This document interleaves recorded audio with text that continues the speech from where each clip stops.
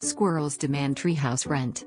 So last month, my dad finally decided to fulfill his lifelong dream of building a treehouse in our backyard. He spent a solid weekend measuring, sawing, and hammering away, and by Sunday afternoon, he had constructed what can only be described as a 2-bedroom, 0-bathroom, slightly leaning palace about 10 feet up in our old oak. My little brother and I immediately claimed it as our new hangout spot, complete with a "no parents allowed, unless bringing snacks" sign. Things were going great until we noticed a strange uptick in squirrel activity. I mean, we always had a few squirrels around, but suddenly it was like Squirrel Coachella on our lawn. At first, we thought they were just curious about the construction, but within days, they started acting suspiciously organized. They'd line up single file on the fence, holding what looked suspiciously like acorn-sized clipboards.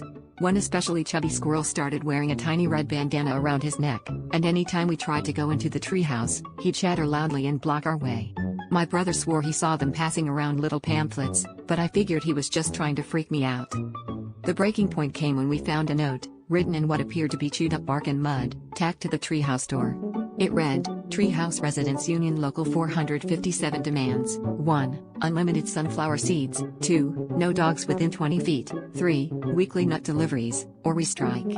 That night, the squirrels held what could only be described as the noisiest picket line I've ever heard, complete with tiny protest signs. One said "No justice, no peace, no peanuts." Dad tried to reason with him, but every time he talked, the chubby squirrel just pointed to a tiny acorn-shaped briefcase and shook his head.